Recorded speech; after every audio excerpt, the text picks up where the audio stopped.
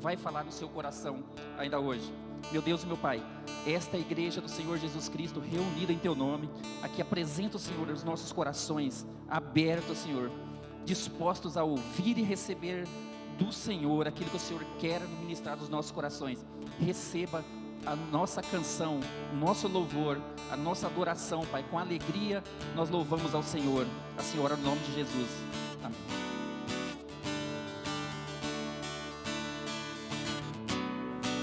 Louve o Senhor com as suas palmas. Água em vinho tornou, os olhos dos cegos abriu.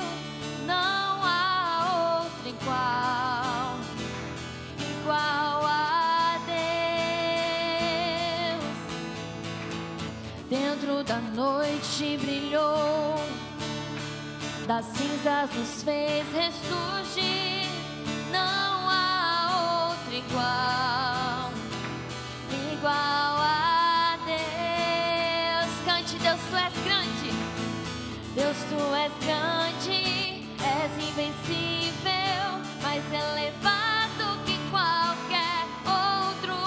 Tu és a cura, grande em poder, nosso Deus, nosso Deus. Mais uma vez, Deus, Tu és grande, és invencível, mais elevado que qualquer outro.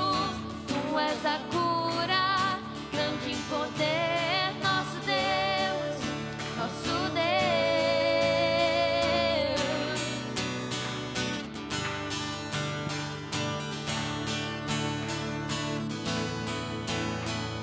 Dentro da noite brilhou, das cinzas nos fez ressurgir.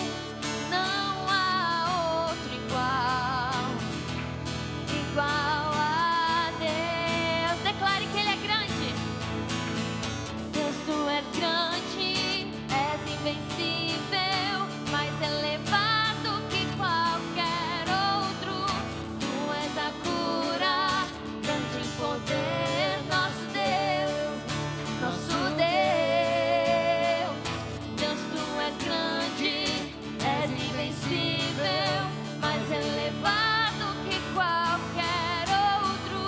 Tu és a cura, grande em poder, nosso Deus, nosso Deus. Cante. Se Deus está conosco, quem pode nos deter?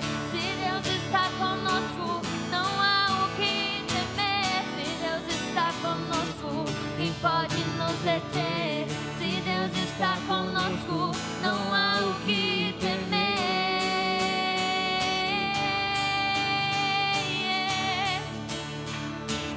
Não há o que temer.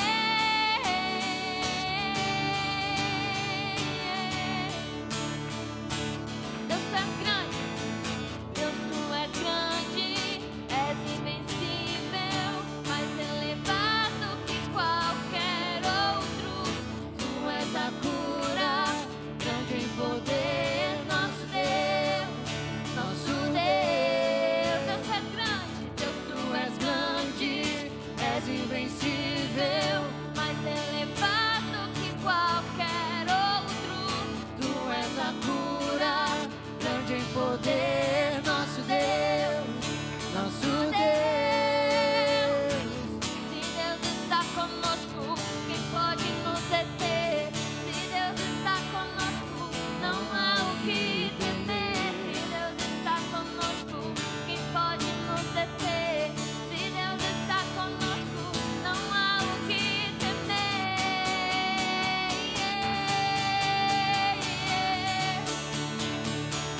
Não há o que temer.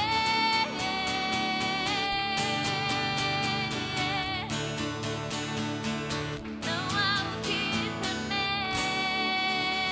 Aplauda o Senhor, ouve o nome dEle. Ele é o nosso Deus. Nós Te adoramos, ó Pai. Nós Te adoramos. E nós nos rendemos ao Senhor neste momento. Concentre-se nesse momento em adorar ao nome do Senhor e engrandecer o nome do Senhor. Que nada venha interferir na tua atenção, mas que os seus olhos estejam fixados no Senhor neste momento, porque é por causa da presença dEle que você está aqui. É buscando a presença dEle que você está aqui, porque não há nada mais importante para nós do que a presença do Senhor. Se renda ao Senhor neste momento, louve o nome dEle nesse momento. Eis-me aqui, prostrado outra vez, para tudo entregar, para tudo entregar.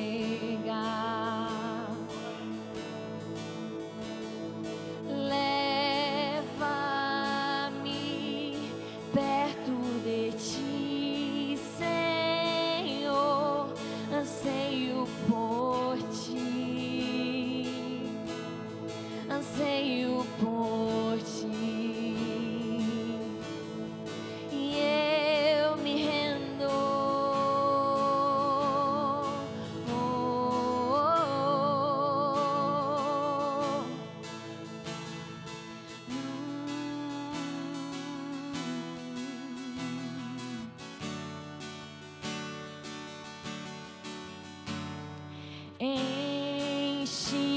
enche-me da graça e do teu amor, sacia o meu ser, sacia o meu ser. Abraça-me, ouve o meu clamor, fala pra mim, fala pra mim. Cante, eu me rendo, e eu me rendo, eu me rendo, pra conhecer-te mais, pra conhecer-te mais. Eu me rendo, eu me rendo, pra conhecer-te mais, pra conhecer-te mais. Vento de poder sopra em meu viver, faz eu querer, faz eu querer em mim, como vendaval, como um vendaval sobrenatural. Faz eu querer, faz eu querer em mim. Cante, vento de poder, vento de poder sopra em meu viver, faz eu querer, faz eu querer em mim, como um vendaval, como um vendaval sobrenatural. Faz eu querer, faz eu querer em mim. Eu me rendo, que eu me rendo, pra conhecer-te mais, pra conhecer-te mais. E eu me rendo, cante só vocês. E eu me rendo, pra conhecer-te mais, pra conhecer-te mais. Aleluia, nós nos rendemos ao Senhor, nós te adoramos, Pai, nós te exaltamos neste momento. Tu és o nosso amado, Tu és o nosso adorado. Enche este lugar com a Tua presença. Enche este lugar com a Tua presença, ó Pai.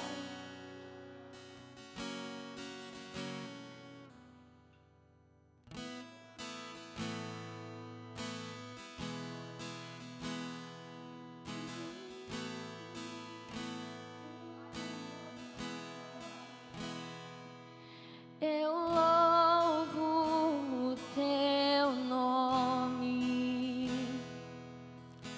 louvo ao Teu nome, o nome que está sobre todo nome.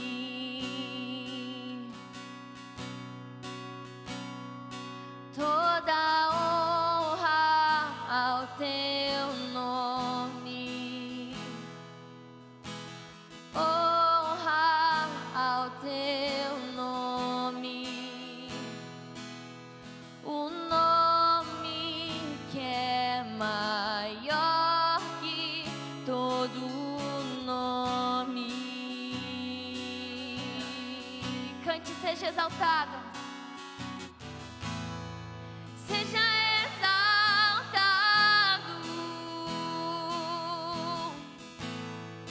seja exaltado,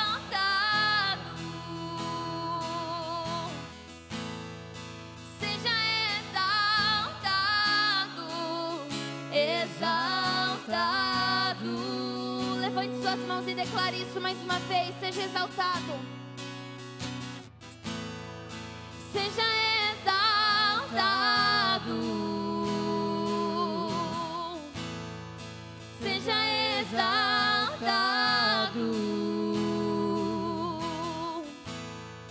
seja exaltado, exaltado.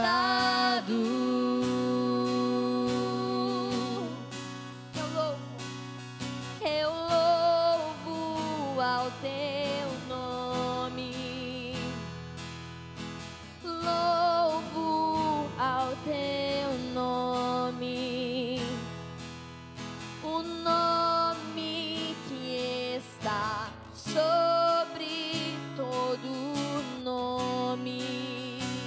Toda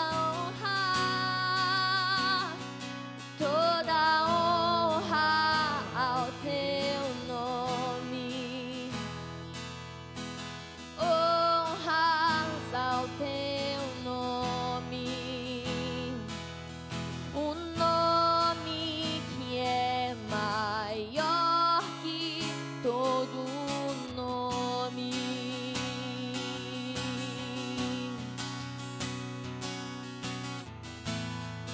Seja exaltado, seja exaltado, seja exaltado, exaltado.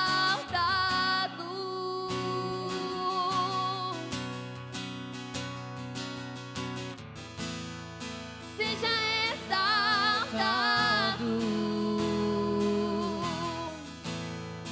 seja exaltado,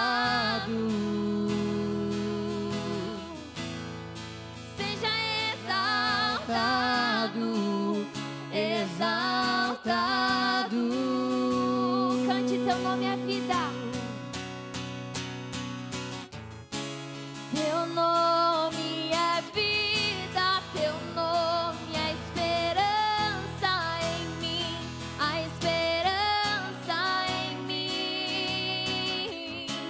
Teu nome é amor, o amor que sempre me encontra, sempre me encontra.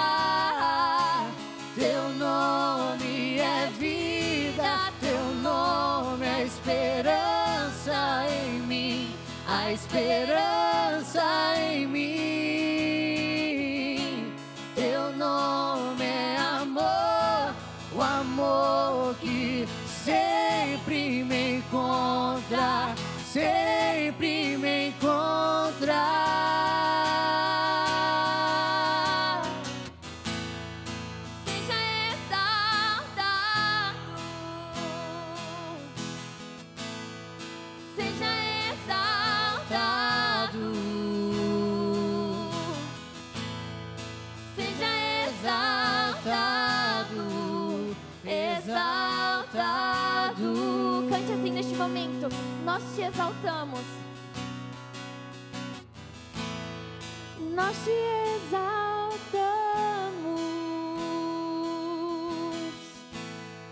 Nós te exaltamos. Nós te exaltamos. Exaltamos. Mais uma vez.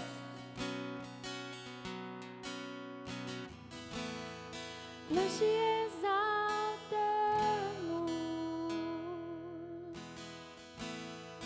Nós te exaltamos.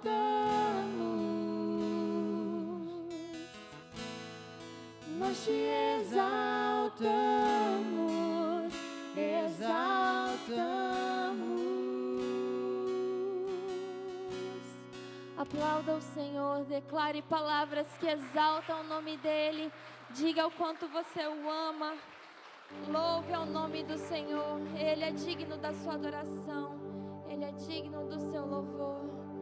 Só Ele é santo. Só Ele é santo. Só Ele é digno de adoração. Aleluia. Nós te adoramos, Pai.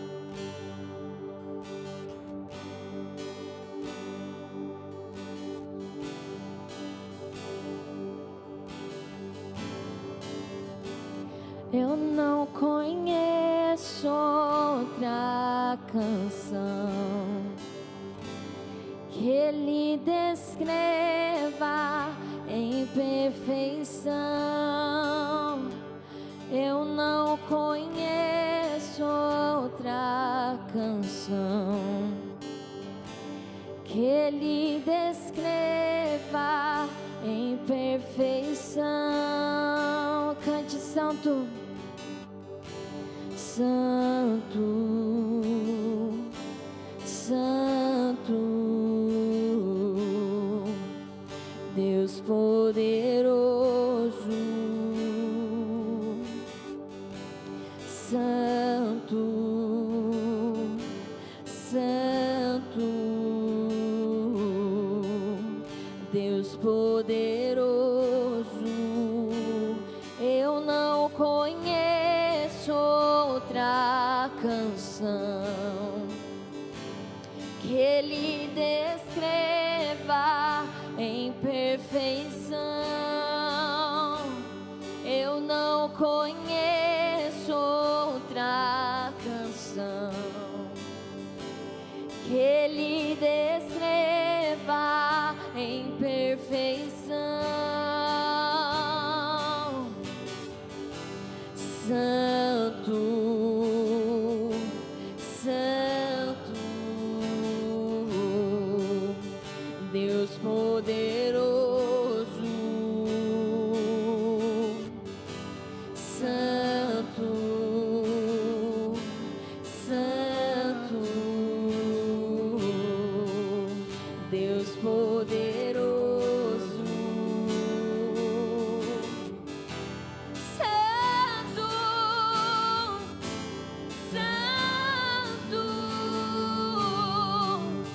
Deus poderoso.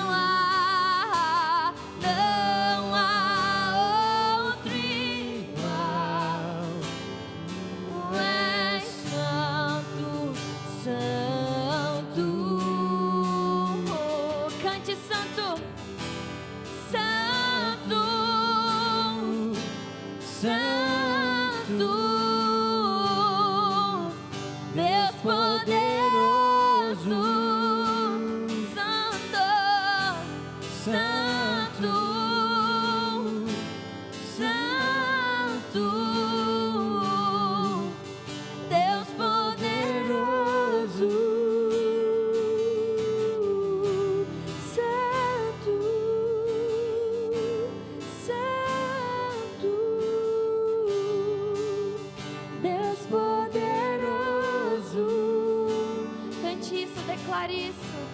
Santo, Santo, Deus poderoso.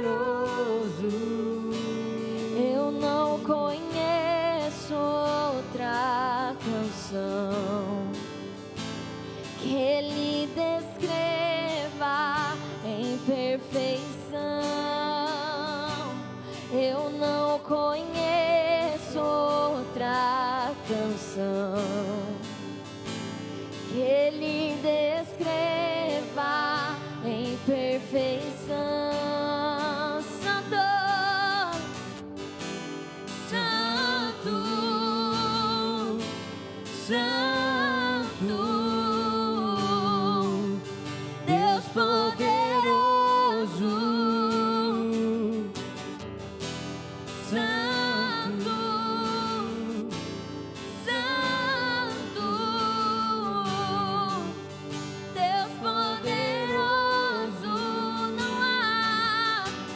Não há outro igual. Tu és santo, santo. Não há outro igual. Tu és santo, santo, santo, santo, santo. Deus poderoso, Ele é poderoso. Santo, Santo, Deus poderoso. Cante isso mais uma vez. Santo, Santo, Deus poderoso. Santo, Santo, Deus poderoso.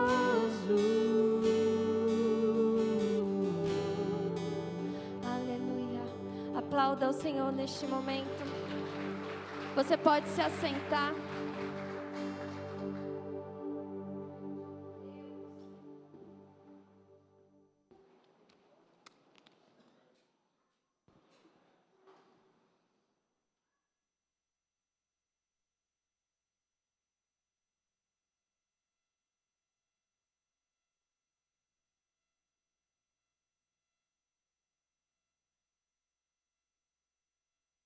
Graças e paz, igreja, amém? Aleluia. Há um texto, abre a sua Bíblia comigo em Filipenses.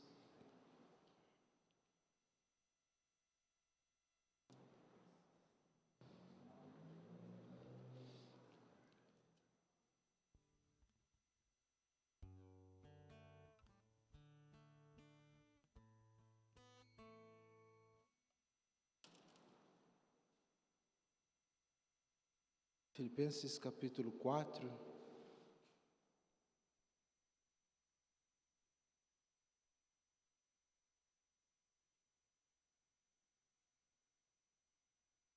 Se você olhar bem na sua Bíblia, diz assim, há um subtítulo para o verso 10 em diante. Agradecimento pelas ofertas. Alegro-me grandemente no Senhor, porque finalmente vocês renovaram o seu interesse por mim. De fato, vocês já se interessavam, mas não tinham oportunidade de demonstrá-lo. Não estou dizendo isso porque esteja necessitado, pois aprendi a adaptar-me a toda e qualquer circunstância. Sei o que é passar necessidade, sei o que é ter fartura. Aprendi o segredo de viver contente em toda e qualquer situação, seja bem alimentado, seja com fome, tendo muito ou passando necessidade. Tudo posso naquele que me fortalece. Apesar disso, vocês fizeram bem em participar das minhas tribulações. Como vocês sabem, Filipenses, nos seus primeiros dias no Evangelho, quando parti da Macedônia, nenhuma igreja partilhou comigo o que se refere ao dar e receber, exceto vocês. Pois, estando eu em Tessalônica, vocês me mandaram ajuda, não apenas uma vez, mas duas, quando tive necessidade. Não que eu esteja procurando ofertas, mas o que pode ser acreditado na conta de vocês. Recebi tudo e o que eu tenho é mais do que suficiente. Estou amplamente suprido e agora que recebi de Epafrodito os donativos que vocês me enviaram, são uma oferta de aroma suave, um sacrifício aceitável e agradável a Deus. O meu Deus suprirá todas as necessidades de vocês, de acordo com as suas gloriosas riquezas em Cristo Jesus. Amém? Aleluia. Aqui o apóstolo Paulo, de repente nós olhamos só o recorte, né? Olhamos para alguns textos da Bíblia, olhamos só um versículo, olhamos só um conjunto de versículos e não lemos tudo aquilo que está exposto. O que ele está falando aqui, tenho certeza que você já ouviu muitas vezes o verso 13, tudo posso naquele que me fortalece, mas é um verso que está colocado num conjunto maior, e o conjunto maior está falando, é um agradecimento de Paulo pelas ofertas daquele povo para ele. E quão bom é quando nós trabalhamos, quando nós atuamos na seara do Senhor e nós temos auxílio. Quão bom é quando pessoas se levantam com o mesmo ânimo e com o mesmo ímpeto. Vamos fazer tal coisa? 4, 5 se levantam e vamos fazer sim. Vamos fazer tal coisa, outros 5, 6 levantam, e cada um numa área, cada grupo na sua área, naquilo que Deus lhe chamou para fazer, ele faz a obra de Deus. E eu tenho certeza que a alegria do apóstolo Paulo aqui era não só em receber os donativos, era não só em receber aquelas ofertas, mas saber que, como ele, outras pessoas se interessavam no propósito que Deus tinha na vida dele. Nós precisamos ter esse coração, seja o coração de Paulo, que é aquele que vai e faz, seja o coração dos filipenses, que são aqueles que vão e ajudam a fazer. Amém? É muito importante os que fazem, mas é muito importante quando a igreja se levanta para ajudar aos que fazem, para ajudar aqueles que Deus deu uma visão, para ajudar aqueles que Deus deu uma capacitação maior. E quando a igreja se mobiliza desse jeito, uns fazendo e outros também cooperando, mas ajudando a fazer, potencializando, e um dos potencializadores mais importantes que nós temos é, sem dúvida, os recursos financeiros. Para fazermos qualquer coisa, um trabalho com as crianças, um trabalho com os adolescentes, um trabalho com os jovens, um trabalho com os casais, precisamos de pessoas que se levantam, pessoas que são cooperadores com o povo de Deus, e porque uns estão se levantando para fazer, nós nos levantamos para ajudar aos que estão fazendo, amém? Você tem a oportunidade agora, no dízimo, na sua oferta, na sua contribuição para o aluguel da casa da geração de Samuel, está participando. E assim como o apóstolo Paulo diz para o povo de Filipenses, para nós também é dito isso, é um cheiro de um aroma agradável, aqueles que se ajuntam para que a obra de Deus seja feita. Creia nisso e Deus nos prosperará.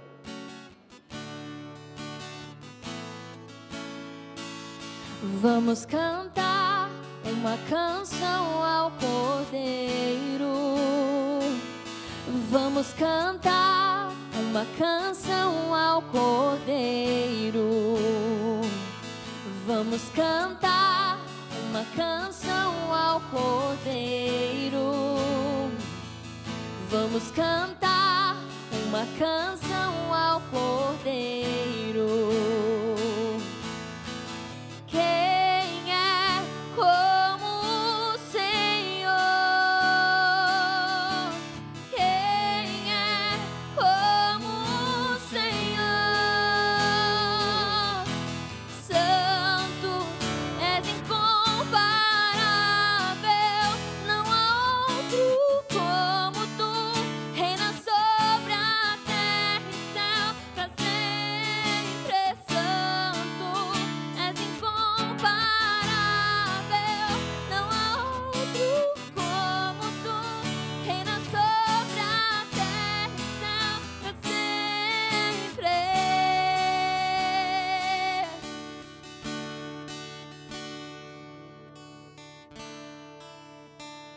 Glória a Deus.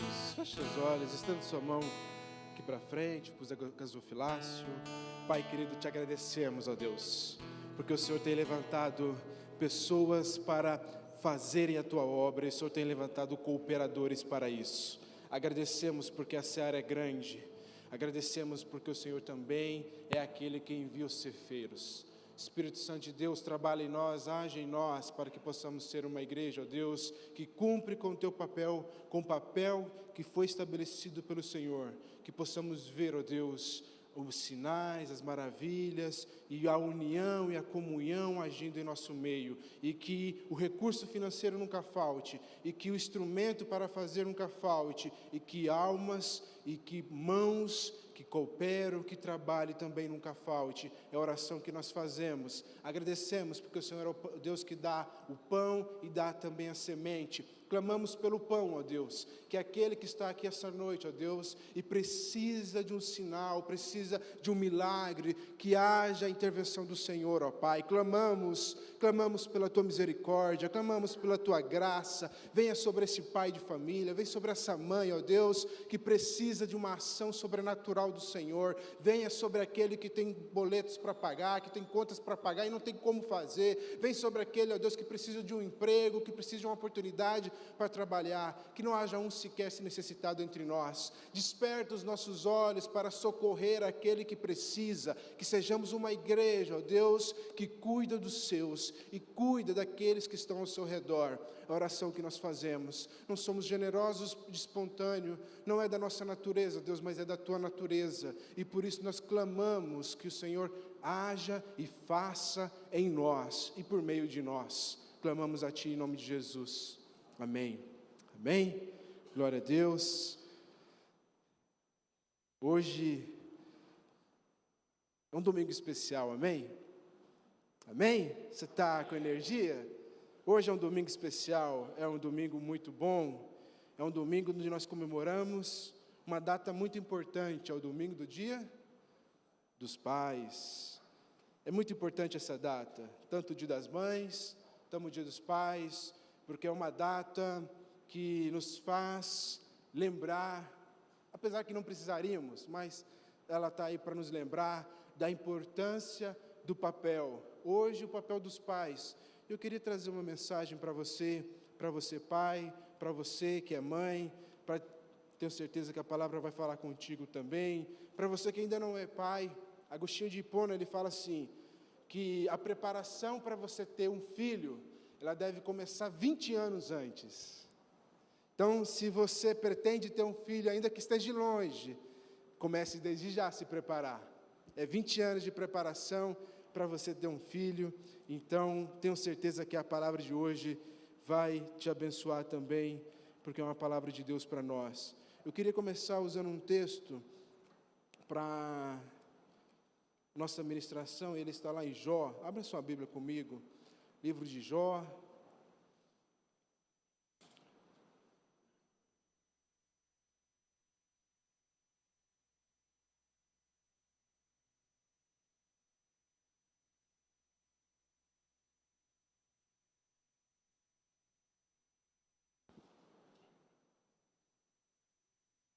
Aproveito para lembrar, nas quartas-feiras deste mês de agosto, nosso tema é Família, um propósito de Deus. Convido você a estar com a gente, eu tenho certeza que vai ser bênção. Os cultos de quarta-feira tem ensino, tem instrução, é um culto mais rapidinho, é 1 hora, é um momento de introspecção, de louvor e uma palavra direcionada para você. E aí, como eu disse, agosto é um tema muito importante. Fazemos pelo menos um mês ao ano mensagens voltadas para a família. Tivemos 2 e teremos ainda mais 3. Faço o convite então para você para estar. Se você ama e valoriza a sua família, eu acho que é muito interessante você cada vez mais buscar capacitar-se. E os cultos é uma forma da igreja se capacitar, se ministrar. Jó capítulo 1. Vamos ler os primeiros 5 versos, diz assim a palavra de Deus. Na terra de Uz vivia um homem chamado Jó. Era homem íntegro e justo, ou reto na sua Bíblia, né? O homem íntegro e justo, o íntegro e reto, temia a Deus e evitava fazer o mal. Tinha ele 7 filhos e 3 filhas, e possuía 7.000 ovelhas, 3.000 camelos, 500 jumentas de boi, 500 jumentos, e tinha muita gente a seu serviço. Era o homem mais rico do Oriente. Uma informação importante. Verso 4, seus filhos costumavam dar banquetes em casa, um de cada vez, e convidavam suas 3 irmãs para comerem e beberem com eles. Terminado um período de banquetes, Jó mandava chamá-los e fazia com que se purificassem. De madrugada ele oferecia um holocausto em favor de cada um deles, pois pensava, talvez os meus filhos tenham lá no íntimo pecado e amaldiçoado Deus. Essa era uma prática constante de Jó. Amém? Vamos orar mais uma vez? Pai, te agradecemos. Te agradecemos pela Tua palavra, que nos instrui a cada dia e nos mostra como sermos cada dia melhores, como cada dia podemos viver aquilo que o Senhor tem para nós. Tua palavra, ó Deus, ela tem deleites, ela tem delícias, e ela nos mostra um caminho para agradar-te. Tua palavra tem também, ó Deus, a admoestação, e que ela possa nessa noite, ó Deus, falar conosco, que ela possa nessa noite nos iluminar, que saímos daqui, ó Deus, alimentados pela Tua palavra, que é pão para cada um de nós. Queremos aqui sair satisfeitos, alimentados pela palavra do Senhor. Então fala a cada um de nós. Espírito Santo, traz, ó Deus, a nossa mente, traz, ó Deus, a nossa mente, aquilo que precisamos alinhar segundo os Teus planos, aquilo que precisamos alinhar segundo os Teus projetos, e que tenhamos em nossa casa, o nosso lar, um pedacinho do céu. É a oração que fazemos em nome de Jesus. Em nome de Jesus, amém. Esse é um texto muito bom. É um texto onde nos mostra o exemplo de Jó. E nós vamos tomar o exemplo de Jó como o exemplo de um bom pai. Não sei se você concorda comigo, mas por alguns dias eu fiquei, e por vezes acontece isso, meio assustado. Por dias eu fiquei meio com medo da maldade do mundo. E por vezes parece que Satanás tenta nos mostrar sua grandeza, mostrar que o mal é irremediável. E eu pensava comigo, eu cheguei a comentar com algumas pessoas, que nós vivemos uma era, de repente a pior era para se ter um filho, a pior era para você ter que criar um filho, ter que ensinar os caminhos do Senhor, ter que ajudá-lo a crescer e conservá-lo nos caminhos do Senhor. E aquilo estava me apunhando tanto, estava me amedrontando tanto.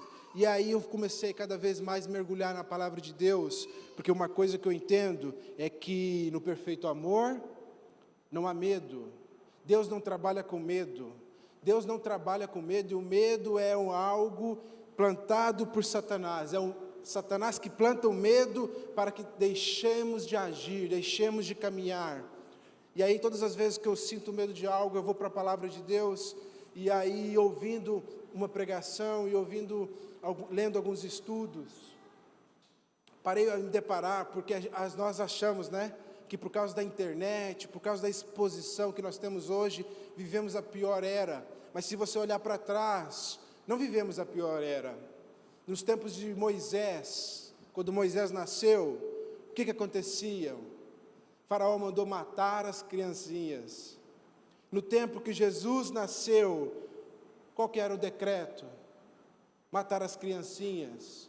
Então, nós vemos na história períodos turbulentos. De repente, pareça ser turbulento esse período, mas se ele é turbulento como foram os outros, é sinal de que Deus vai fazer algo muito grande. Deus vai fazer algo muito grande através dos nossos filhos. Deus vai levantar uma geração. Cantamos aquela musiquinha para os nossos filhos, né? A geração de Samuel. Nós cantamos essa musiquinha e nós devemos acreditar de que se os tempos parecem ruins ou parecidos, semelhantes aos tempos ruins que nós já vimos no passado, de repente é porque Deus está levantando uma geração mais forjada para fazer aquilo que Deus quer. E se Deus está levantando uma geração mais forjada, eu parei para pensar, por que os filhos de hoje em dia, eles estão diferentes dos filhos da minha geração, por exemplo? Eu nasci na década de 80, nasci em 86, e vejo coisas hoje que para minha época já é um absurdo. De repente, se você é de uma década de 70, você deve se estranhar cada vez mais. Eu parei para pensar, por que é que será que os nossos filhos, por que é que será que os filhos dessa geração são tão obstinados, são tão difíceis de lidar e de ensinar os caminhos do Senhor? E aí Deus fala novamente, não são os filhos que estão diferentes, quem estão diferentes são os pais. Não são os filhos de hoje que estão diferentes, porque os filhos, na verdade, eles são os reflexos do pai.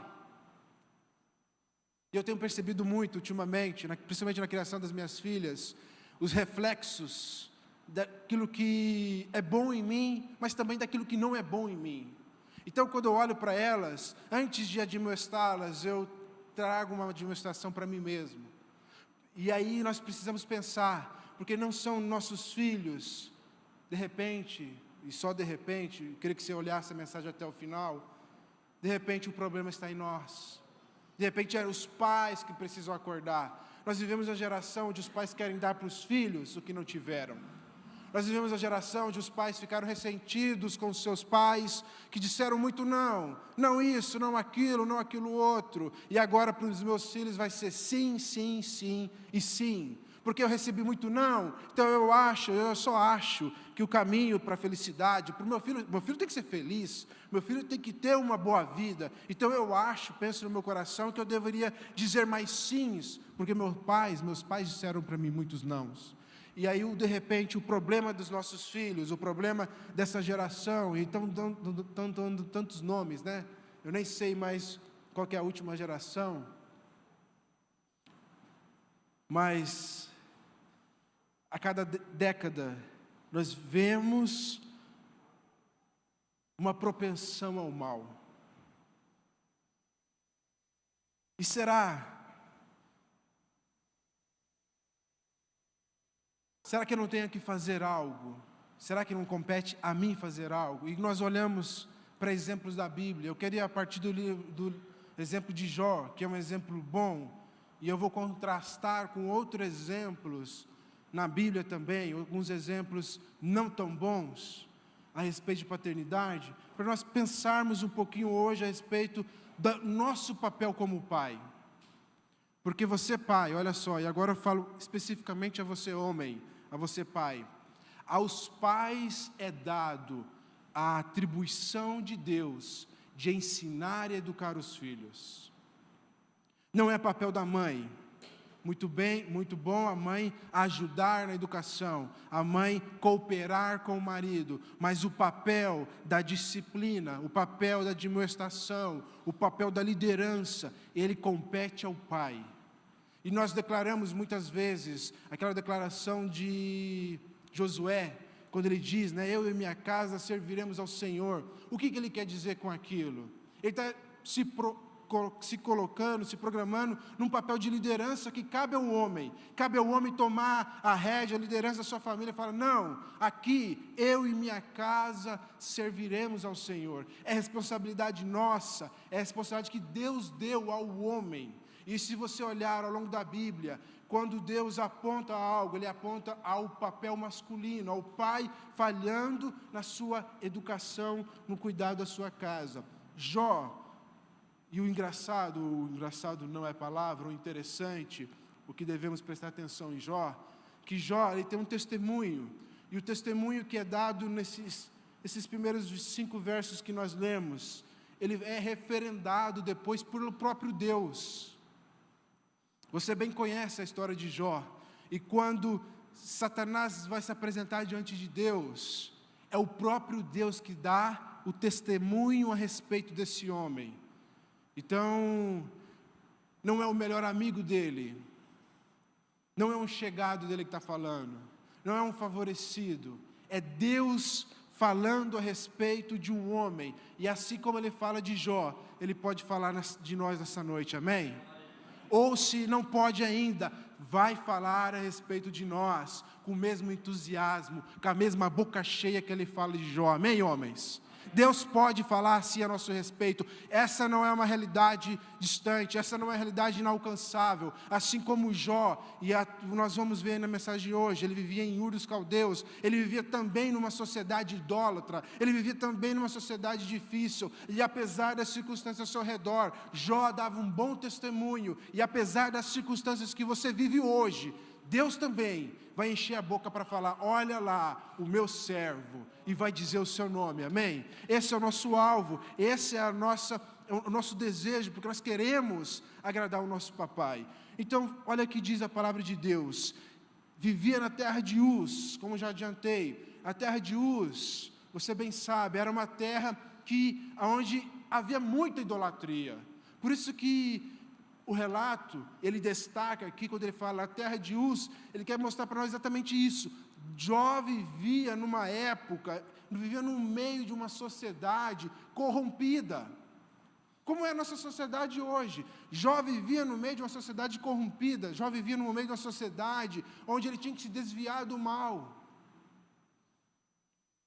Ele não vivia numa redoma de vidro, Jó não vivia no país das maravilhas. Ele enfrentava, assim como você, assim como eu, ele enfrentava as adversidades de um homem comum que tenta criar a sua família, guiar a sua família no caminho do Senhor. Então diz aqui, na terra de Uz vivia um homem chamado Jó, era um homem íntegro. O que é integridade? Um homem íntegro, a integridade é aquilo que eu sou quando ninguém está me vendo. Esse é um bom sinônimo, um bom resumo. Quando é dado testemunho, um homem íntegro, quando fala para ti, o que é integridade? É aquilo que eu sou quando ninguém está vendo. É aquilo que eu sou quando eu estou no banheiro sozinho. É aquilo que eu sou quando eu estou no quarto sozinho. É aquilo que eu sou quando eu estou andando sozinho. Isso refere à integridade. Fala de um caráter que é personalíssimo. Então ele era um homem íntegro, e íntegro nos dá uma ideia de inteiro. Imagine, quando vai ser lembrado da palavra íntegro, imagine uma bola de boliche, ou uma bola de bilhar. Isso é íntegro, é algo cheio, algo inteiro, algo fechado. Ele era íntegro, ele não era só íntegro, ele era também reto.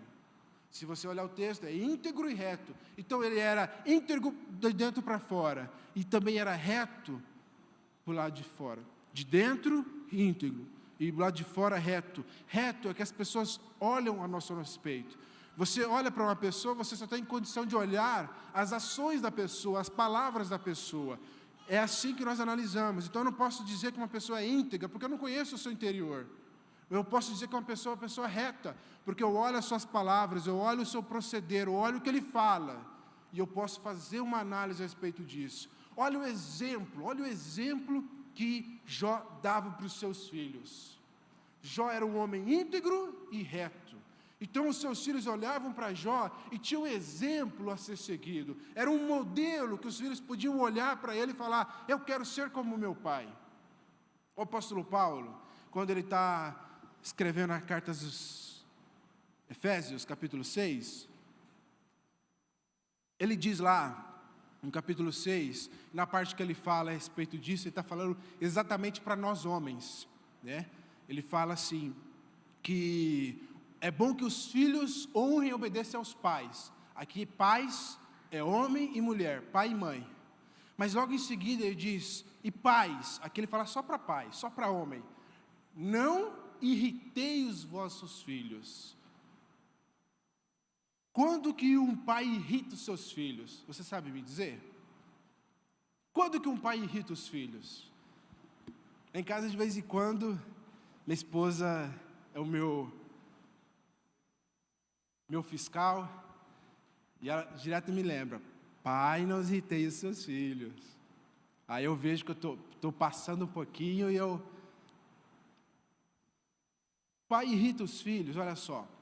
Um pai irrita os filhos quando ele pede para o filho fazer algo que ele mesmo não faz. Se você diz para o seu filho: diga que eu não estou. Se você ensina o seu filho a mentir, como que você pode depois exigir que ele fale a verdade? Como que se eu ensino uma procedência, eu posso exigir outra? Não, papai pode mentir, você não pode. Constantemente, a minha filha tem 8 anos, e a gente está ensinando ela a falar a verdade. Mas como que ela vai falar a verdade se ela não vê os pais dela, principalmente o pai dela, falar a verdade? Se ela vê o pai falar uma coisa, e ela sabe o interior da minha casa, fala: não, isso que o meu pai está falando aí, está certo não. Lá não é assim. Como que eu posso esperar que o meu filho fale a verdade? Como que eu posso esperar que o meu filho seja íntegro? Como que eu posso esperar que o meu filho seja honesto, se eu mesmo, o meu exemplo é o contrário? Como que os pais irritam os filhos? O pai irrita o filho quando ele faz preferência entre um e outro. Tem algo que irrita mais um filho do que um pai que prefere e mostra a sua preferência em relação aos filhos? Um pai que prefere um filho e que demonstra mais amor a um filho. Pais irritam os filhos quando eles exigem dos filhos o mesmo resultado.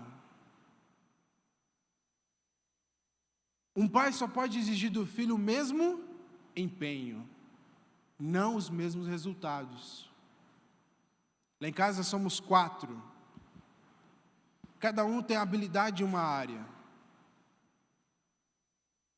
Então, me irritava, às vezes, minha mãe exigir algo que não era,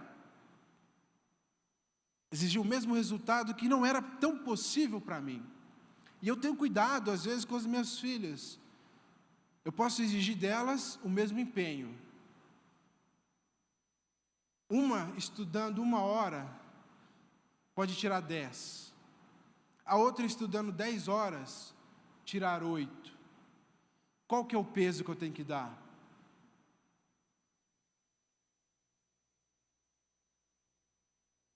Podemos exigir o mesmo empenho, mas não os mesmos resultados. Outras coisas irritam mais os filhos, mas falaremos isso numa outra oportunidade. Então, quando os filhos olham para Jó, eles veem um homem íntegro e justo. E olha só, temia a Deus. Nossa, como isso faz diferença. Temia a Deus. Jó era um homem temente a Deus. Então acrescentemos, olha só, ele era íntegro, no seu íntimo ele era justo. Para as pessoas ele apresentava isso. Mas acrescentemos ainda o temente a Deus.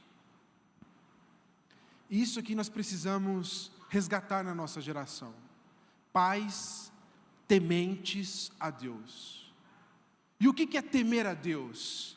Temer a Deus, na linguagem bíblica, é você honrar a Deus mais do que qualquer coisa. É você amar a Deus mais do que qualquer coisa. Temer a Deus não é ter medo de Deus. Como eu falei no começo, Deus não quer que você tenha medo dele. Medo não é um motivador, não é, de qualquer forma, o combustível que Deus usa para você se aproximar dele. Temer a Deus é você honrar a Deus, é você amar a Deus. Nesse aspecto, eu queria apresentar para você, de repente você já conhece, mas eu queria trazer esse exemplo. Ele está lá em 1 Samuel. Se você quiser só anotar, eu vou ler aqui. Se a gente conseguir reproduzir no televisor. 1 Samuel, capítulo 2, nós temos o exemplo dos filhos de Eli. Eli era um sacerdote, se você lembra da história de Ana, Eli era um sacerdote que exercia o ministério na época de Ana. Então, ele ministrava a Deus, ele era um sacerdote. Quando Ana recebe a oração, quando ela recebe ali a promessa de Deus, o sacerdote que abençoa Ana a ter o seu filho é Eli. Mas olha que triste é o relato da palavra de Deus a respeito dos filhos de Eli. Capítulo 2.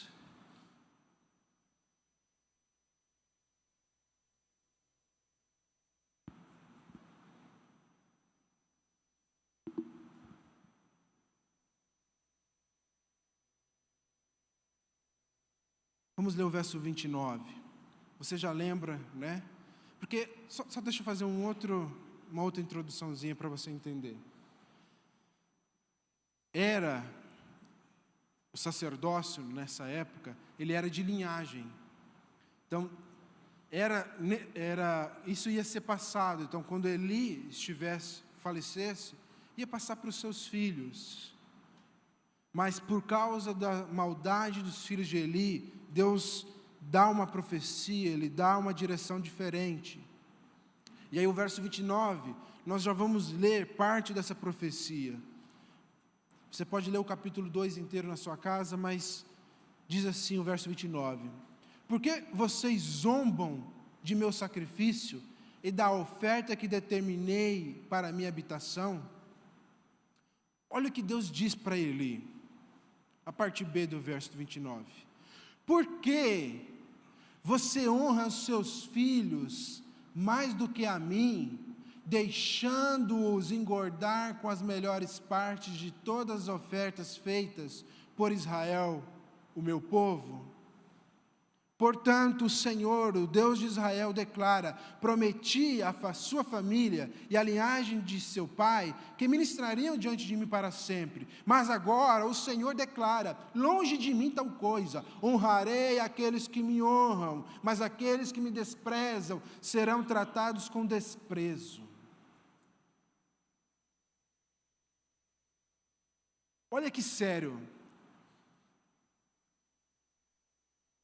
Havia uma promessa, havia uma bênção sobre a vida de Eli.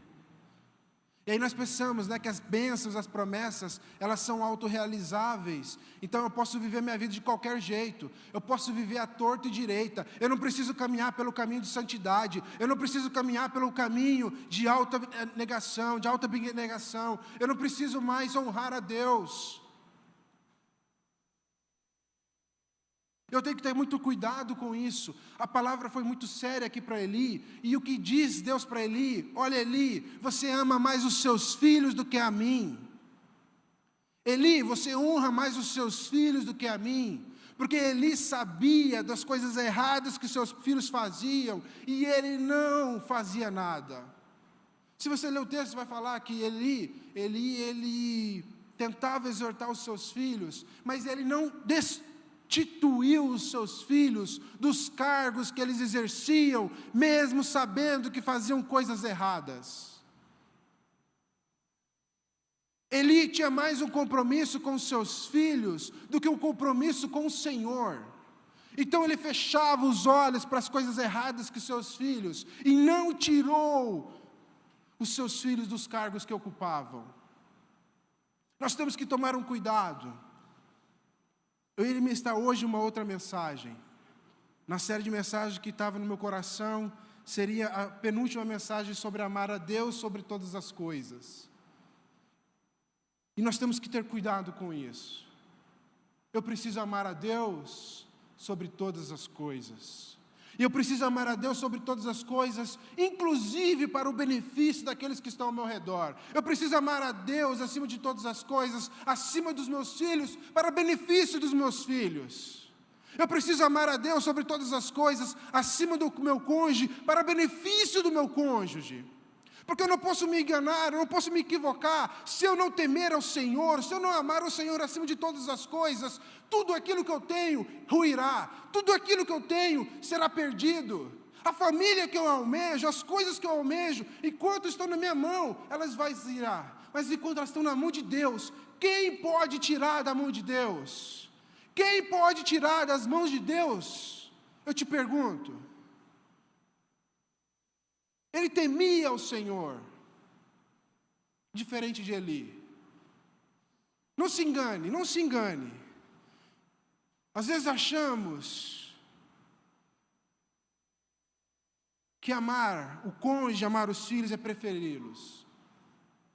Não é preferi-los, é preferi-los a Deus.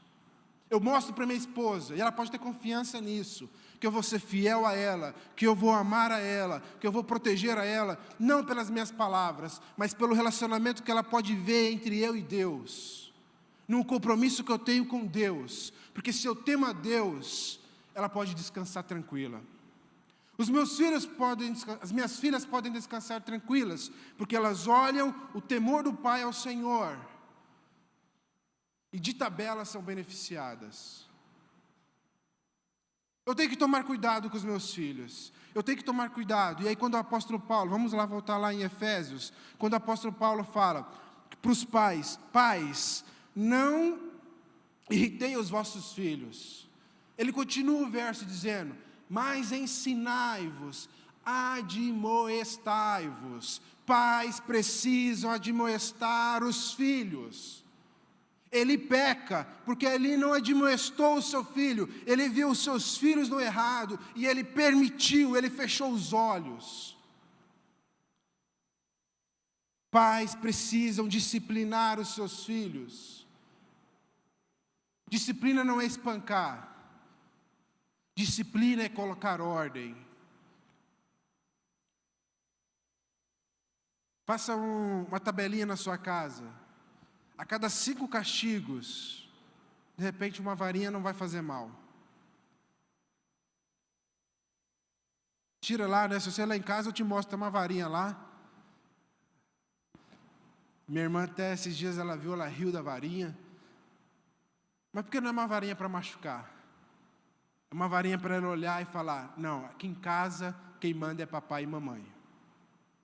Amém? Aqui em casa, quem manda é papai e mamãe.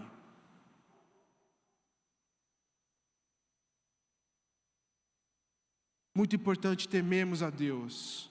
Olha só, Jó temia a Deus. Porque ele temia a Deus, evitava fazer o mal. Tinha ele 7 filhos e 3 filhas. Fala das riquezas dele. E termina falando que ele era o homem mais rico do Oriente. Hoje nós pais precisamos evitar o mal.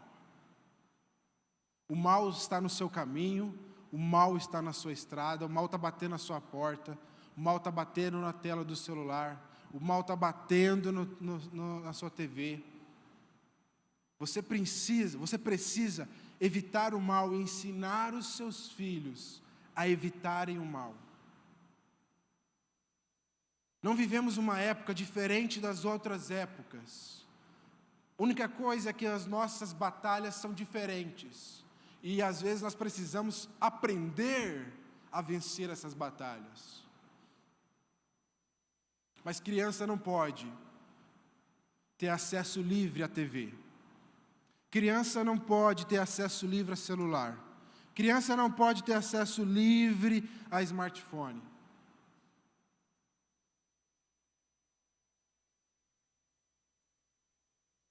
Tem que ter horário. Tem que ter supervisão. Não se engane. Achar, não, vou deixar meu filho experimentar. Porque se você deixa desde o começo ele experimentar, vai chegar um tempo que você não tem como mais corrigir.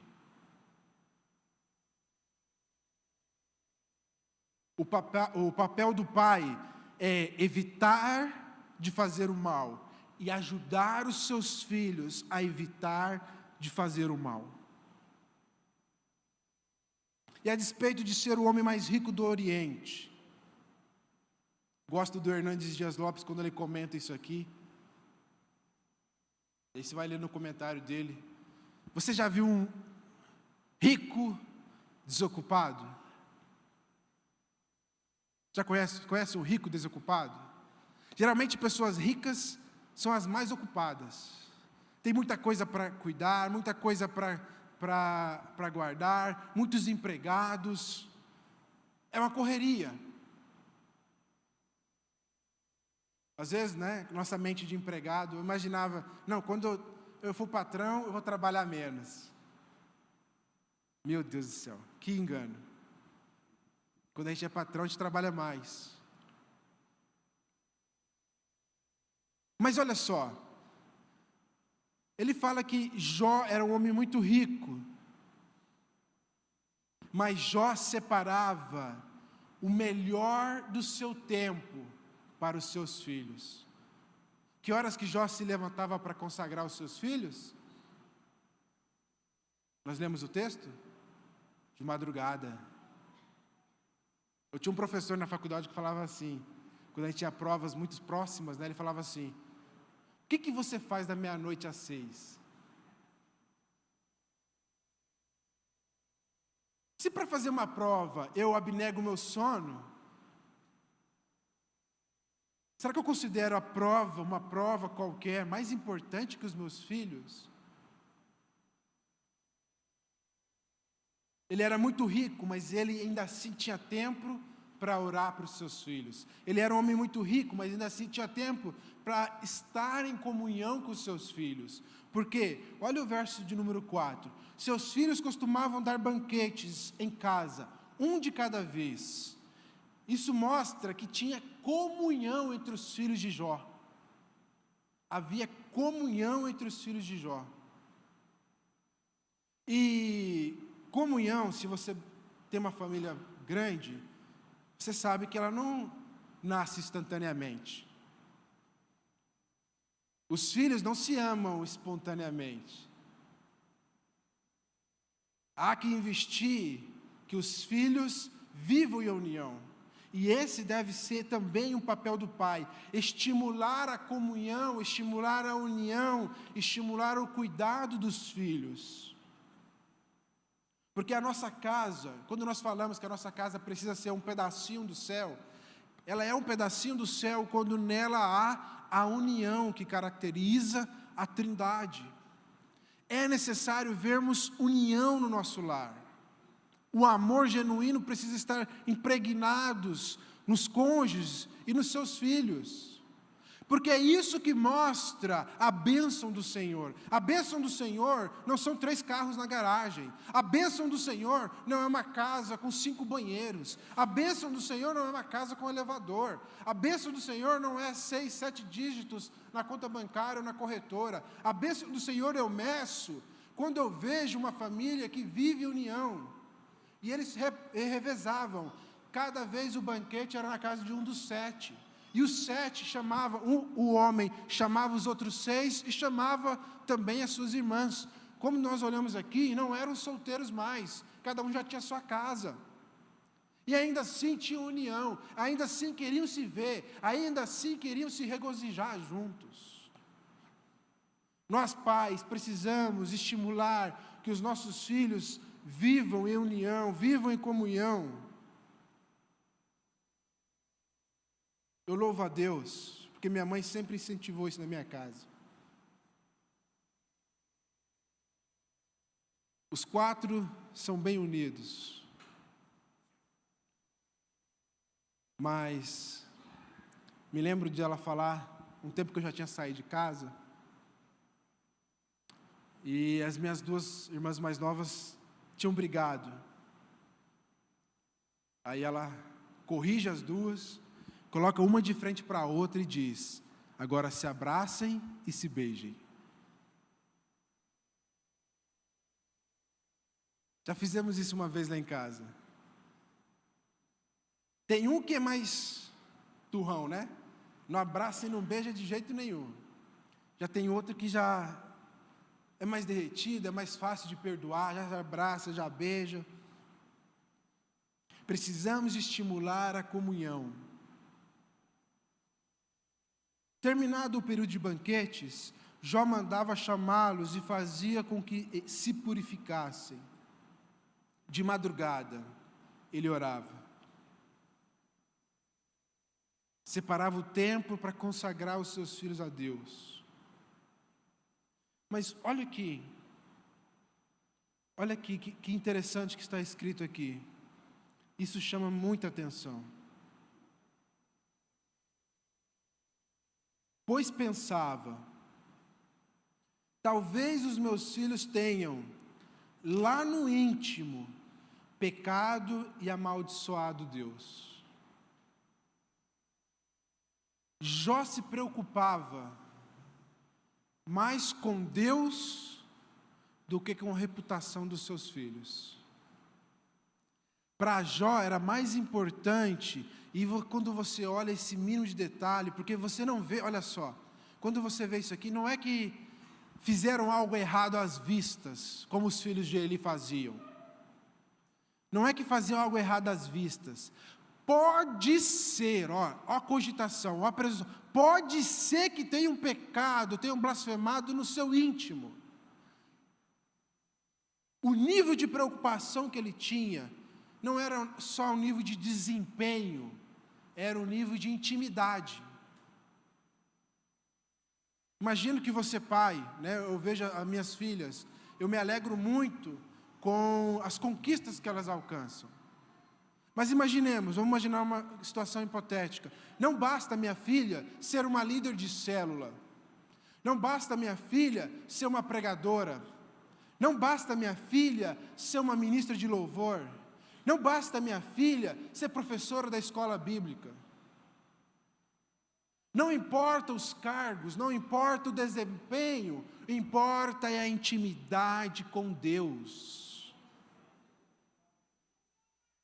E aqui eu queria trazer o segundo exemplo. Olha só, também lá em Samuel. Poderíamos usar vários exemplos, mas 1 Samuel, capítulo 8. Olha que texto terrível. 1 Samuel, vamos continuar o relato então. Eli abençoa Ana. Ana tem um filho e ela tinha consagrado esse filho ao Senhor. Ela leva esse filho para estar ali na casa de Eli. Eli cuida, ele ministra a Samuel. E Samuel é levantado como profeta em Israel. E Samuel é o profeta mais importante, mais profícuo, que mais teve frutos. Era o principal profeta. Olha só, para você ter o nível de Samuel. Quando Samuel chega no fim da sua vida, ele diz assim, olha só. Podem pesquisar em todos os lugares aí. Vejam se o meu nome está sujo. Veja se eu roubei alguém. Veja se eu ludibriei alguém. Veja se eu fiz mal a alguém. Veja se eu falei mal de alguém. Pode olhar.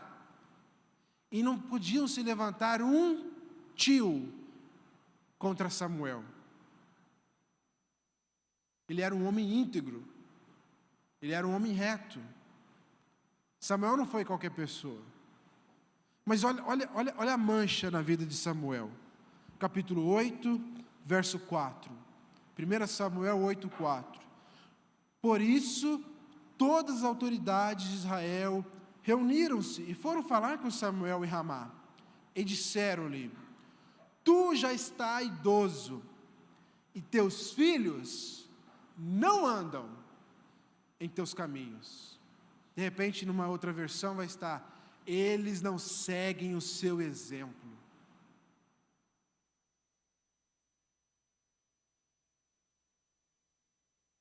Escolhe para agora um rei, para que nos lidere, porque nós não vamos ser liderados pelos teus filhos. Os capítulos anteriores, você vai ver que Samuel levantou seus próprios filhos como juízes para julgarem em Israel.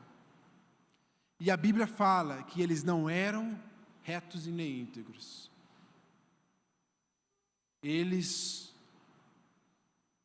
eram pessoas que defraudavam o povo de Deus. Samuel tinha um exemplo. Isso mostra para nós que não basta, olha só, não basta simplesmente o exemplo. Não basta você ser reto e íntegro. Não basta você ser alguém que é justo e temente a Deus. Você precisa sentar e ensinar o seu filho. Você precisa sentar e gastar tempo para ministrar ao seu filho. Não basta dizer, olha o meu exemplo. Olha o meu exemplo. Não bastou para Samuel. Pai tem que tirar um tempo e ensinar a palavra de Deus, os princípios da palavra de Deus para os seus filhos. Pai tem que tirar tempo e toda oportunidade que tiver para ministrar aos seus filhos. Direto, as minhas filhas, vou usar de novo como exemplo, elas estão na fase de perguntas. E elas começam a perguntar. E eu uso todas as perguntas delas, sempre que possível, para ministrar o coração delas. Seja lições de ética, seja lições de caráter, seja lições de generosidade, seja lições de perdão. Qualquer pergunta dos seus filhos, dos nossos filhos, é oportunidade para ministrarmos no seu coração. Nós temos o papel não só de ser exemplo, mas também de sermos professores, de gastarmos tempo com os nossos filhos. Espera aí, minha filha, vamos brincar juntos. Uma fala que eu identifiquei na minha filha, ela não gosta de ser contrariada, é tudo o jeito dela. E aí um dia ela falou, as minhas amiguinhas às vezes elas são muito chatas, porque elas dizem que eu sou mandona. E aí eu pensei comigo e eu falei para ela, filha, mas eu acho que você é um pouco mandona assim. Ela ficou brava. Aí todas as brincadeiras que eu tenho com ela, eu falo, não vai ser do seu jeito. Não para irritá-la, mas é sempre do jeito da menor. Porque ela precisa aprender e a brincar, entendendo que não vai ser sempre do jeito dela. A vida não corre do nosso jeito, ou corre. Mas as coisas acontecem e não são do nosso jeito. Nós não temos o controle de todas as coisas. Mas é aproveitar todo o tempo, toda oportunidade para ministrarmos no coração dos nossos filhos. Não basta o exemplo, o pai precisa ser presente. Usando trocadilho, não basta presentes, tem que ter presença. O pai tem que estar presente na educação. Estava comentando com o Dejair esses dias, que às vezes Deus fala com a gente. E aí eu estava atrasado com os meus trabalhos, eu trabalho num período do dia em casa. E aí eu estava atrasado ali, e aí minha filha veio umas 3 vezes seguidas na minha sala. Aí na terceira vez eu ia dizer para ela, na hora o Espírito me pegou. Porque eu me lembro muito bem de orar por 4 anos para poder trabalhar em casa. Havia uma promessa que teria a oportunidade de trabalhar em casa, fazer por produtividade. E eu orei, Deus, vai ser muito bom trabalhar em casa, porque eu posso tomar café todos os dias com a minha família, eu posso estar mais presente na vida, na criação das minhas filhas. E aí na hora que eu vou dar uma resposta para ela, Deus fala, mas peraí, você quer voltar para a agência então? Você não quer mais trabalhar em casa? Às vezes nós somos incongruentes. Eu pensei, perdão Deus, eu quero continuar trabalhando em casa. E eu falei, filha, pode vir aqui. Aí depois no final eu falei, agora o papai precisa trabalhar, tá bom? Só amanhã. Mas precisamos tomar cuidado e ter presença dentro de casa. Participar dentro de casa. Às vezes nós achamos que papel de pai é só disciplina. Papel de pai é só admoestação. Mas uma gota de mel pega mais moscas do que um barril de fel.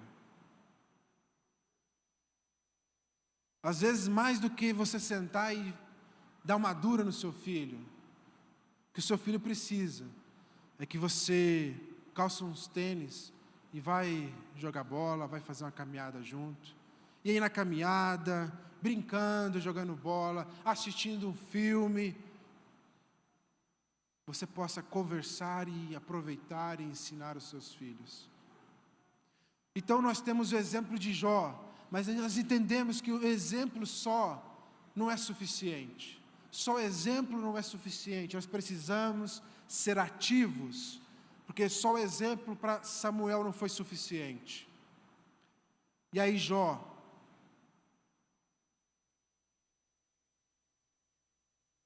eu vou repetir, talvez os meus filhos tenham lá no íntimo pecado e amaldiçoado Deus. Essa era uma prática constante de Jó. Constantemente Jó fazia isso. Constantemente Jó, ele apresentava os seus filhos a Deus. Ele levava-os à santificação. Ele levava-os à intimidade. Só que nós, como cristãos, precisamos ter duas coisas em mente. E eu preciso, a primeira delas é empregar o máximo de empenho. Há uma oração, atribuem ela a um teólogo chamado Tomás de Aquino. Lá atrás, ele disse assim: faça tudo como se tudo dependesse de você, mas ore sabendo que tudo depende de Deus. Como nós falamos, Jó tinha um testemunho do próprio Deus. Jó era alguém que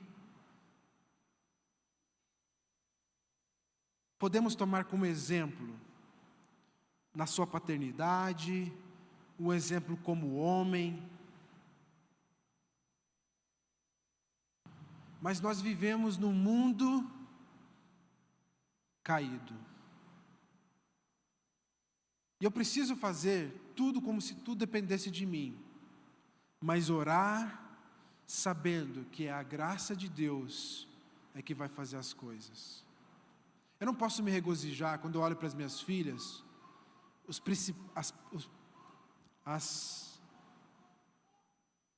suas melhores características, suas melhores virtudes, eu não posso atribuí-las a mim.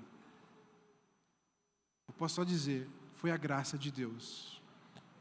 É a graça de Deus. A graça de Deus, ela não pode ser uma desculpa para eu não ser um bom pai. A graça de Deus, ela não pode ser uma desculpa para eu ficar sossegadão.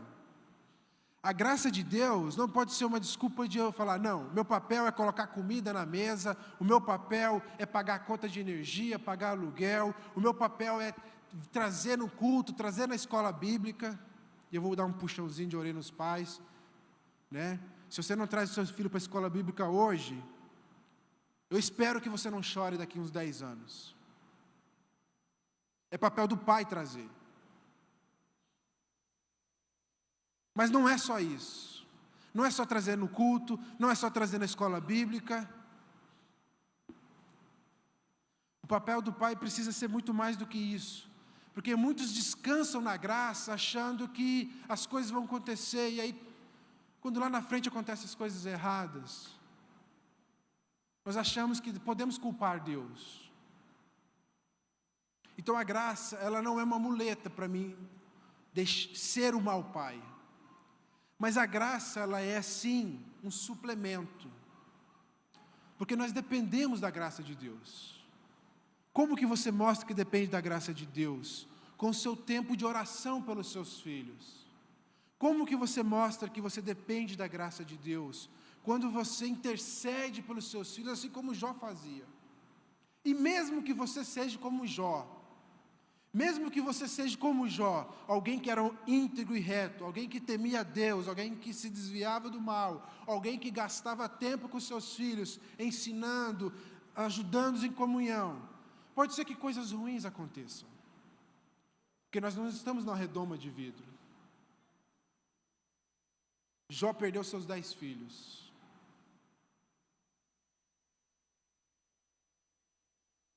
Poderia citar aqui N pais que foram mau pai. Abraão foi um mau pai, porque Abraão não conseguiu administrar o ciúme dos seus 2 filhos. Isaac foi um mau pai, porque Isaac preferiu um dos seus filhos. Pais, não irritei os seus filhos. Jacó foi um mau pai, porque ele também preferiu um dos seus filhos. Falamos de Eli, falamos de Samuel, poderíamos falar de Davi. Olha só Davi foi um mau pai, porque Davi, ele, para dizer o mínimo, ele foi distraído, mas ele não foi distraído, ele era displicente.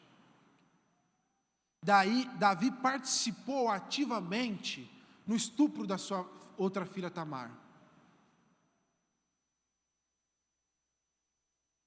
Se você ler a história, você vai ver lá, leia o capítulo 13 de Samuel, 2 Samuel 13.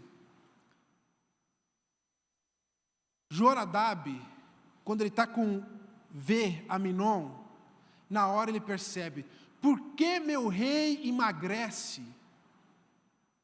E por que está tão abatido? Por que um de fora, um amigo, consegue olhar para Aminon, e o seu pai não consegue ver que seu filho está emagrecendo, e não consegue ver que seu filho está abatido? E aí o conselho não vem do pai, o conselho vem do Jonadab, o melhor amigo, seu primo. Ele não percebe que o seu filho está ruim, ele não percebe a artimanha de Aminon para fazer Tamar vir. A Bíblia fala que Tamar era muito bela. No mesmo capítulo 13 você vai ver, vai dizer assim, passaram-se 2 anos. Ainda outra pitadinha ainda. No final do relato ali do estupro, você vai ver lá que Absalão foi quem acolheu Tamar. Era obrigação do irmão acolher? Quem acolhe é o pai, quem tinha que ter cuidado era o pai. O pai tinha que falar, não, pode deixar que de Tamar eu cuido eu. Você é só irmão dela. Mas ela foi se consolar na casa de Absalão. Quando Absalão diz, pai, manda que Aminon venha para a minha festa. Davi consente no assassinato do seu filho Aminon. Davi foi um péssimo pai. Você vê no final do capítulo 13, que Davi chora pela morte de Aminon. Você vai ver que Davi chorou também, quando o seu filho estava doente. Mas esse choro não pode ser um choro de remorso. Davi chorou de remorso. Davi chorou porque ele permitiu que Aminon fosse morto, assassinado. Davi chorou e foi de remorso. Davi chorou porque ele não fez o que ele tinha que fazer. Davi chorou porque ele foi negligente. Nós, pais, não podemos chorar por remorso. Se eu tivesse feito isso. Se eu tivesse feito aquilo. Depois que aconteceu, depois que o leite derramou, será que não podemos chorar antes pelos nossos filhos? Como Jó fez. Jó chorava pelos seus filhos antes. Vai que lá no seu íntimo tem um pecado. O horário de nós chorarmos pelos nossos filhos, o horário de nós clamarmos por nossos filhos, a hora é antes, é agora, é na intercessão, é pedindo, é clamando a Deus pela sua graça. Senhor, eu não sou um bom pai, me capacita. Eu não tive uma referência de pai, e eu orava, eu sempre orei por isso. Falei, eu fui criado sem o meu pai. E eu falava, Deus, eu não tenho base nenhuma. E aí Deus colocou homens para me basear. Pessoas que eu posso dizer, foi minha referência nisso, foi minha referência naquilo ali.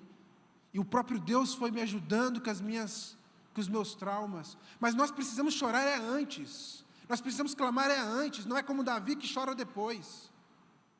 Não é como Eli que chora depois. Não é como Samuel que tem um desgosto depois. Choramos antes. E quando nós choramos antes, nós abrimos a brecha para os nossos filhos. E mesmo chorando antes, pode ver um dia o choro. Jó chorou pelos seus 10 filhos mortos. Mas não foi um choro de remorso. Quando Jó chorou pelos seus filhos, não foi um choro, se eu tivesse feito isso, se eu tivesse feito aquilo, se eu tivesse sido mais enérgico, se eu tivesse temido mais a Deus, se eu me preocupasse menos com o que o meu filho ia pensar de mim, e se eu preocupasse mais com o que com o que Deus ia pensar de mim. O choro de Jó não foi um choro de remorso, o choro de Jó foi um choro de dor, que é o normal, o choro de dor, porque quando nós perdemos os filhos, nem consigo imaginar que dor é. Ele perdeu os 10 numa pancada, mas não foi um choro de remorso, foi um choro que ele perdeu os filhos. E nós precisamos chorar de dor e não chorar por remorso. Jó chora a morte dos seus filhos. Davi chorou a morte do seu filho.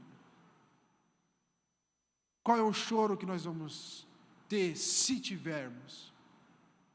A graça de Deus, ela não é não é um alívio para mim ser um mau pai. Ela é uma garantia que mesmo que eu não seja, Deus nos ajuda. Quanta coisa eu faço de errado. Quanta coisa eu queria fazer diferente. Eu brinco que as minhas irmãs já foram treinamento, mas cada dia é uma coisa nova, cada dia é um desafio novo. Eu preciso constantemente da graça de Deus. Constantemente eu preciso, Deus me ajuda nisso aqui, Deus me ajuda nisso aqui, porque eu não quero chamar de remorso. Se algum dia acontecer alguma coisa, quero ter o choro de Jó. Esse é o papel do pai. Quando a Bíblia fala, seja no Velho Testamento, seja no Novo Testamento, nós teremos uma pregação ainda na quarta-feira que vai falar sobre criação de filhos. Fica a dica para você vir. Mas quando a Bíblia fala, a responsabilidade é dos pais. Eu queria fazer uma oração por você, pai, pode ficar sentado mesmo.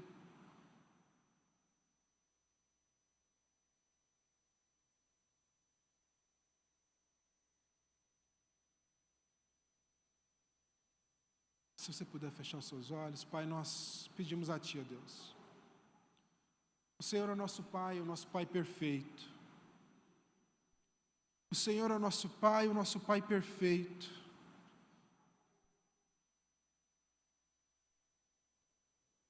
Como nós precisamos de Ti. Como nós precisamos ser capacitados, como nós precisamos ser direcionados pelo Senhor. Quantas vezes temos sido presunçosos, achamos que sabemos o que o nosso filho precisa, achamos que sabemos que é bom, e às vezes escolhemos e tecemos caminhos para os nossos filhos que não são bons, às vezes mimamos demais, às vezes fechamos os olhos, às vezes nós nos contentamos com as suas conquistas, às vezes nos contentamos com o desempenho e não nos preocupamos com a intimidade. Oh Deus, tantos desafios nos aparecem todos os dias. Mas uma certeza nós temos no nosso coração essa noite, ó Deus, que o nosso choro seja só de dor, que o nosso choro, se algum dia chegar, seja como o dia de Jó. O Senhor me deu, o Senhor levou, bendito seja o teu nome. Não há remorso, não há tristeza, porque não houve falta, porque o mais importante não foi negligenciado, porque o mais importante foi devidamente cuidado. Oh Deus, o mais importante, ó Pai, o mais importante são os nossos filhos, são os nossos frutos, aqueles que vão levar a semente, aqueles que são o nosso DNA, carne da nossa carne, osso do nosso osso, sangue do nosso sangue. Oh Espírito Santo, que tenhamos esse despertamento, ó Pai, que o dia dos pais seja sempre o dia para nos lembrar que o Senhor nos deu um grandiosíssimo papel, que é de sermos tutores das flechas que o Senhor tem nos dado, dos frutos que o Senhor tem nos dado, e que não negligenciemos, ó Deus. É a oração que nós fazemos, que possamos aprender com os erros, e que possamos te buscar, que possamos chorar na intercessão, não chorar depois do leite derramado. A oração que nós fazemos no nome do Senhor Jesus Cristo.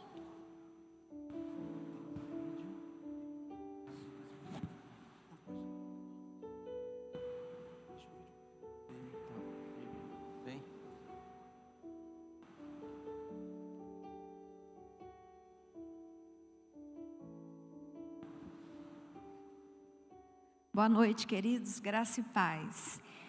A Rede Geração de Samuel está organizando um bazar.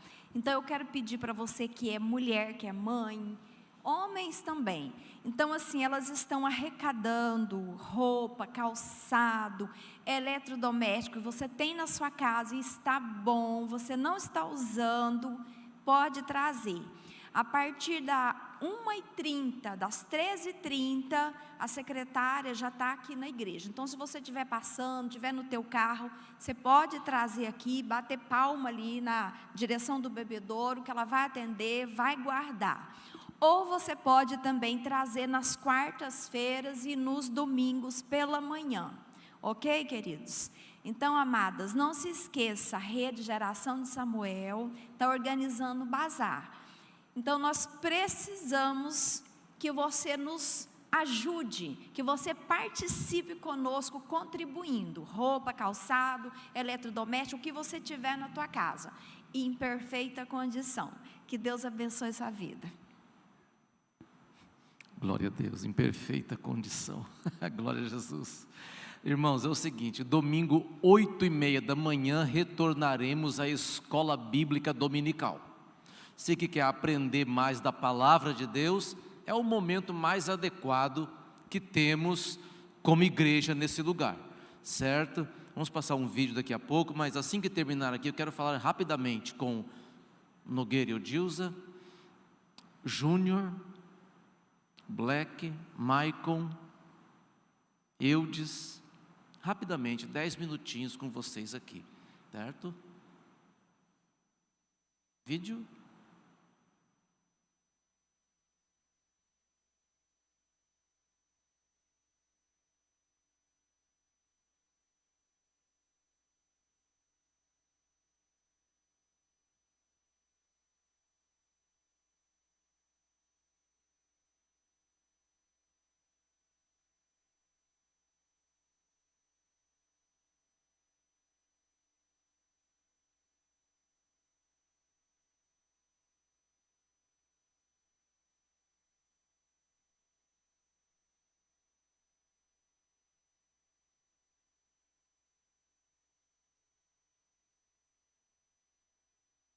Minutinho só dos irmãos.